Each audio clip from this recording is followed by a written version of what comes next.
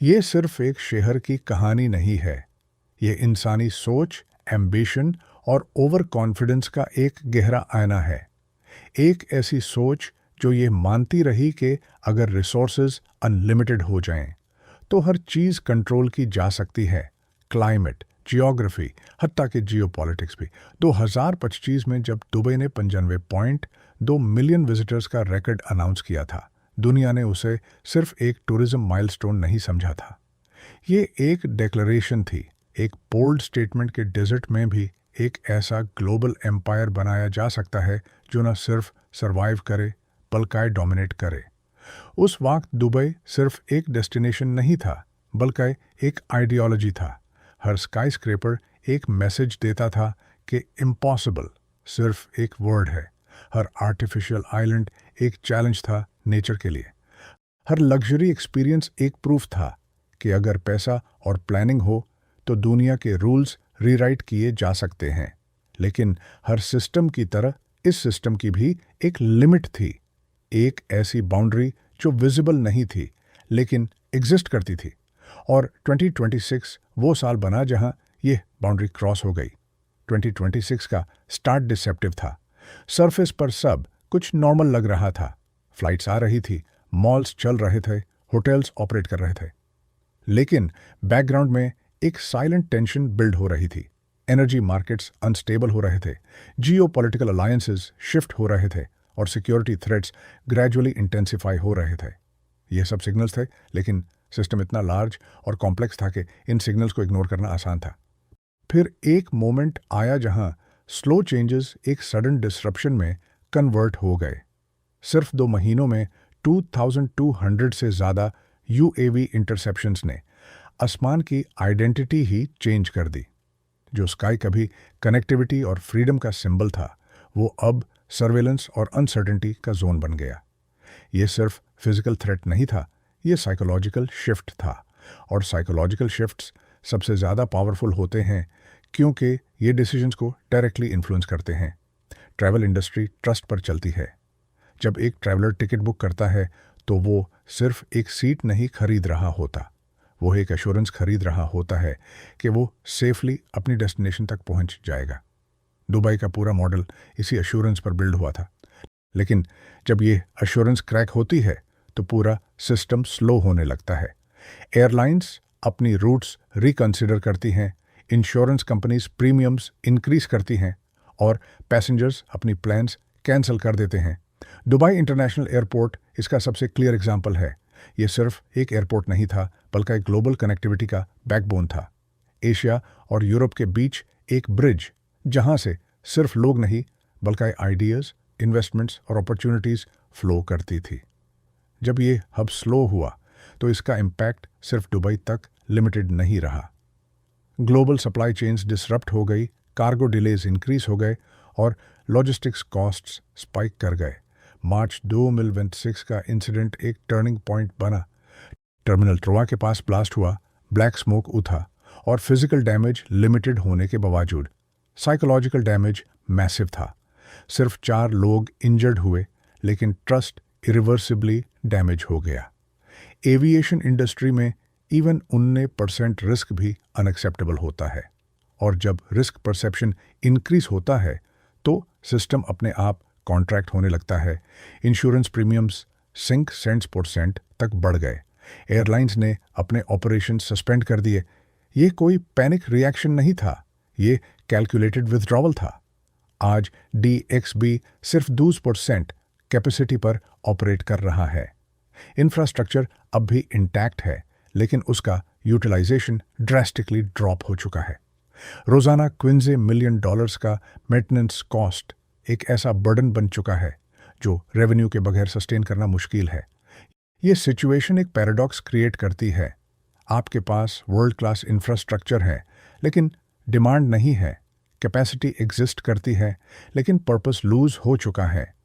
यह एक रिमाइंडर है कि सिस्टम्स सिर्फ फिजिकल एसेट्स से नहीं चलते, बल्कि ट्रस्ट और कॉन्फिडेंस से चलते हैं। लग्जरी सेक्टर ने सबसे पहले इम्पैक्ट अब्जॉर्ब किया। लग्जरी का कॉन्सेप्ट ही परसेप्शन पर बेस्ड होता है। जब तक एनवायरनमेंट एस्पिरेशनल और सेफ लगता है, लग्जरी थ्राइव करती है, लेकिन जैसे ही अनसर्टेनिटी एंटर करती है, लग्जरी इंस्टेंटली इरेलेवेंट हो जाती है। हाई नेट वर्थ इंडिविजुअल्स सबसे पहले अपनी एक्सपोजर रिड्यूस करते हैं। वो अपनी ट्रैवल प्लान्स कैंसिल करते हैं, अपनी एसेट्स रीलोकेट करते हैं और सेफर डेस्टिनेशंस चूज करते हैं। इसका रिजल्ट एक ईरी साइलेंस के फॉर्म में सामने आता है। होटल्स जो कभी फुली बुक्ड होते थे, अब एम्प्टी फ्लोर्स मेंटेन कर रहे हैं। स्टाफ प्रेजेंट है, सिस्टम्स फंक्शनल हैं, लेकिन गेस्ट्स नहीं हैं। यह साइलेंस किसी भी फाइनेंशियल रिपोर्ट से ज़्यादा पावरफुल इंडिकेटर होता है कि सिस्टम किस स्टेज पर है। दुबई मॉल का सिनेरियो इस साइलेंस को एम्पलीफाई करता है। ये जगह कभी दुनिया का सबसे वाइब्रेंट रिटेल इकोसिस्टम थी। हर दिन thousands of visitors, constant movement और एक एनर्जी जो कभी रुकती नहीं थी। आज वही जगह एक कंट्रोल्ड स्लो मूविंग स्पेस बन चुकी है। फुट ट्रैफिक 45% डाउन है, रेवेन्यू 60% गिर चुका है और स्टोर्स अपने फिक्स्ड कॉस्ट्स के नीचे दब चुके हैं। रिटेल एक ऐसा सेक्टर है जो कॉन्फिडेंस पर डिपेंड करता है। जब लोग फाइनेंशियली सिक्योर फील करते हैं तो वो स्पेंड करते हैं, लेकिन जब अनसर्टेनिटी इंक्रीज होती है तो स्पेंडिंग इंस्टेंटली रिड्यूस हो जाती है। ये बिहेवियरल शिफ्ट इमीडिएट होता है और इसका इम्पैक्ट मैसिव होता है।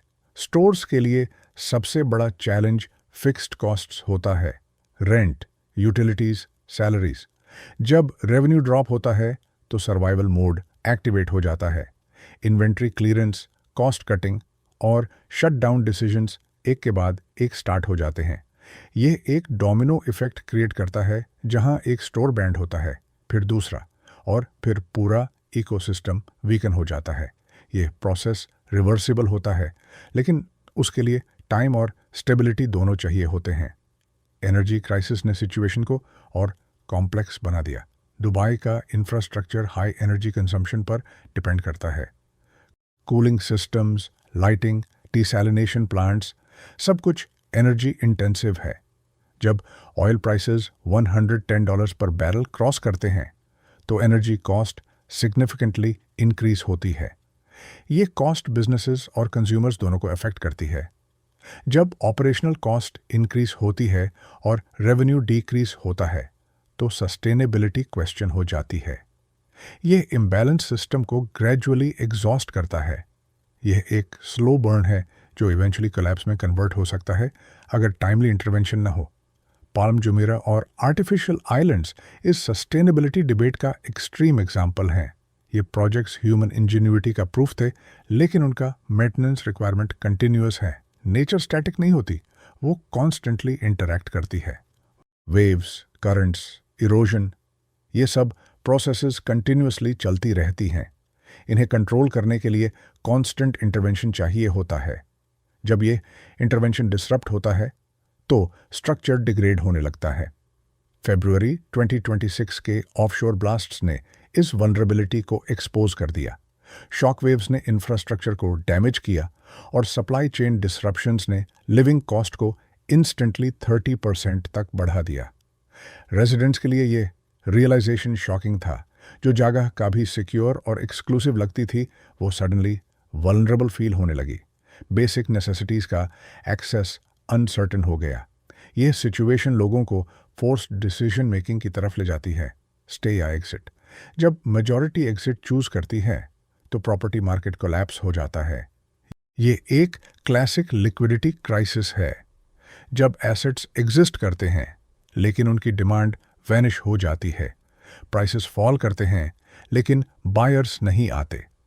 ये सिचुएशन सिस्टम के कॉन्फिडेंस को और डैमेज करती है।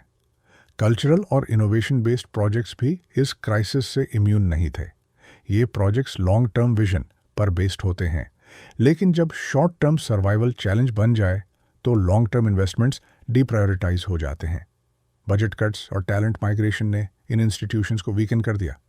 टेक्नोलॉजी और इनोवेशन सेल्फ सस्टेनिंग नहीं होते, इन्हें कंटिन्यूअस सपोर्ट, एक्सपर्टीज और फंडिंग चाहिए होती है।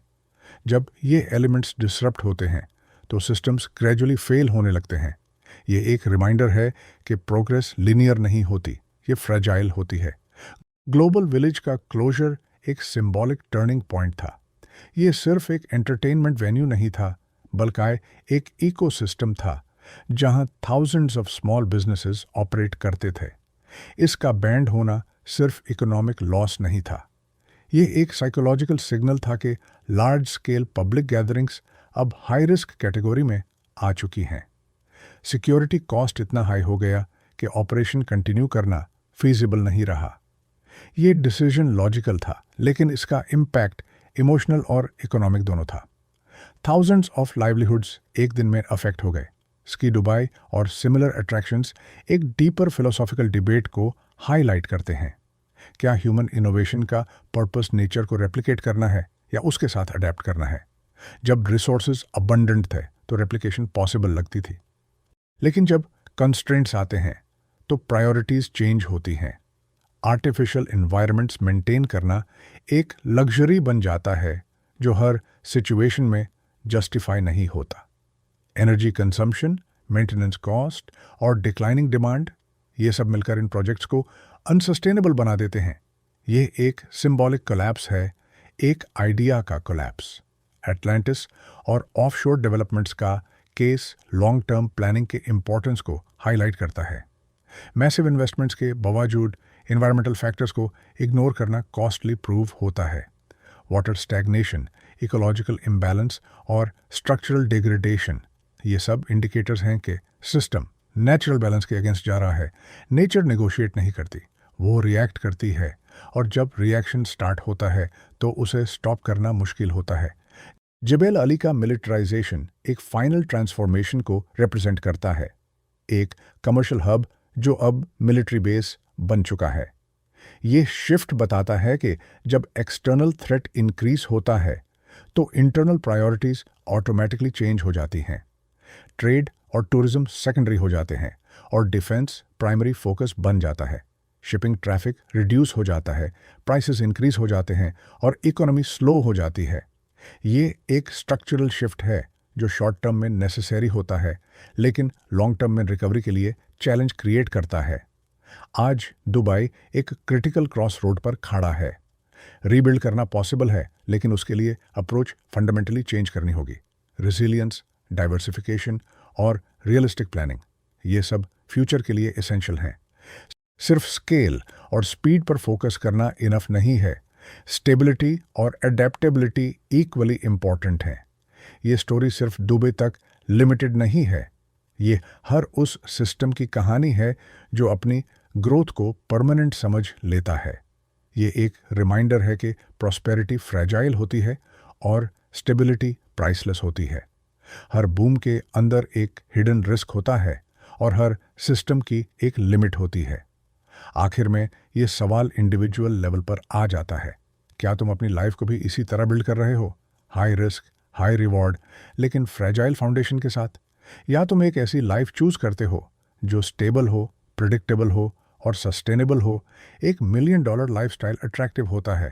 High rise apartments, luxury experiences, fast paced success, ये सब अपीलिंग हैं, लेकिन अगर इन सब के नीचे फाउंडेशन वीक हो तो ये सब टेम्पररी है। दूसरी तरफ एक सिंपल लाइफ हो सकती है जो ग्लैमरस ना हो लेकिन सिक्योर हो, जहां अनसर्टेनिटी कम हो और कंट्रोल ज़्यादा हो। चॉइस हर किसी को करनी पड़ती है, और शायद सबसे बड़ा चैलेंज ये नहीं कि चॉइस क्या है, बल्कि ये समझना है कि हर चॉइस के कॉन्सिक्वेंसेस होते हैं। दुबई की कहानी हमें ये सिखाती है कि हाइट से ज़्यादा इम्पॉर्टेंट फाउंडेशन होती है, और जब फाउंडेशन वीक हो तो सबसे ऊंची बिल्डिंग भी सिर्फ वक्त का इंतज़ार करती है।